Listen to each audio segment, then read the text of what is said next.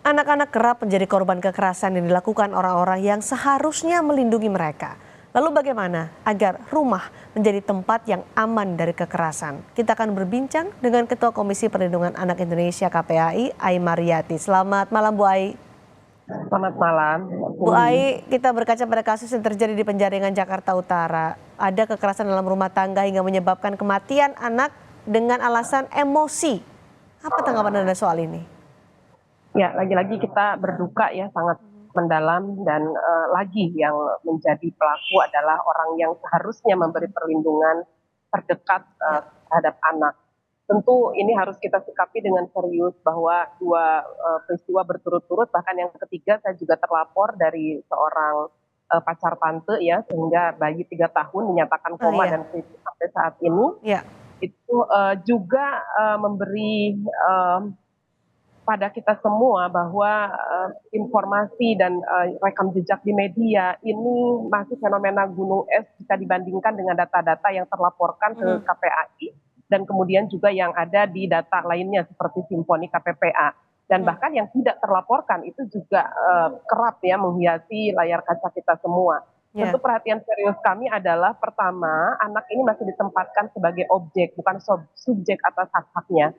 Keluarga masih menempatkan mereka seperti anak-anak itu hanya ikut saja, hanya terlibat saja, mhm, hanya menjadi anak-anak yang mereka besarkan, mereka ya, ada di dalam keluarga dengan tidak melihat bahwa mereka adalah subjek atas hak-hak yang harusnya diterima. Kalau ini sudah established pemikiran bahwa anak-anak ini adalah menjadi sangat urgent di dalam keluarga untuk dilindungi dari seluruh hak-haknya, mhm, maka tidak akan menjadi trigger bagaimana orang tua jika ada persoalan ya, penyelesaian masalah baik dengan satu dengan yang lainnya ya antar mhm, di dalam keluarga ini maupun dengan tetangga misalnya orang lain yang coba melakukan atau tindakan-tindakan pada orang tua itu tidak dengan cara yang sangat instan, mhm, dengan cara yang melukai, memberi baik, kekerasan. Ya, misalnya anak ini segera diselesaikan.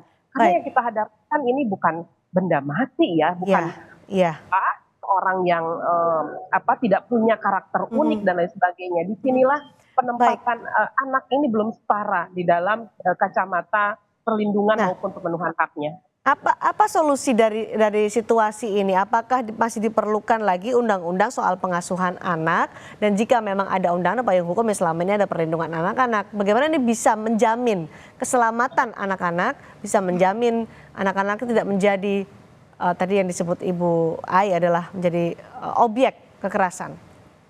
Ya, pertama dalam sisi regulasi ya, Mhm, pengasuhan yang dimaksud adalah bagaimana tugas dan fungsi orang tua berjalan maksimal.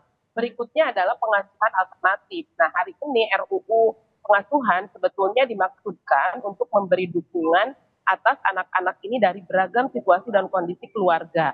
Misalnya kalau boleh saya urai di sini adalah keluarga yang rentan ya mhm, terhadap pola asuh yang juga turut rentan dan dihilirnya anak-anak menjadi korban.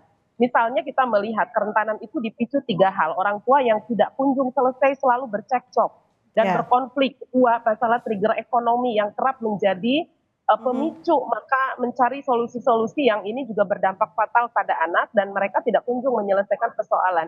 Yang ketiga misalnya ada persoalan will atau orang ketiga. Nah ini semua terakumulasi ketika ya rapuhnya rumah tangga itu adalah sisi kerentanannya pada anak. Di salah satu hal yang mhm, terkonfirmasi adalah 4 anak yang meninggal. Ini juga terlihat bagaimana kekerasan rumah tangga terus ya di mhm, eskalasi konfliknya itu baik, dari mulai ekonomi dan kemudian juga adanya orang ketiga. Saya ingin mengatakan bahwa kerentanan ini yang harusnya dijawab secara regulatif terhadap mhm, RUU pengasuhan yang sedang ya, digodok mungkin sudah 10 tahun silam ya, ini ya, belum kunjung selesai. Dan baik, yang kedua adalah keluarga alternatif. Ini juga mhm, anak-anak yang dilahirkan misalnya tetapi orang mhm, tuanya tidak ada dan juga baik, membutuhkan keluarga alternatif yang memberi dukungan mhm, optimalisasi pemenuhan hak dan perlindungan anak secara baik, makro itu. baik, Tetapi secara mikro ya, tentu banyaknya program ya, saya kira karena gapnya terlihat di KPAI apa mhm, triggernya yang menjadi baik, persoalan-persoalan yang diadukan. baik, Tentu saja saya menghimbau kita semua pemerintah, masyarakat ya dan ya, seluruh aparat penegak hukum untuk meningkatkan kinerja kita, Betul. memberi perlindungan Betul. dan dukungan pada anak-anak kita. Baik, Begitu. regulasi harus ada karena disitulah negara hadir, tapi lebih penting lagi adalah soal bagaimana pelaksanaan regulasi ini. Terima kasih Ketua KPAI Ibu Ai Mariati sudah berbagi pandangan di Sapa Indonesia malam hari ini.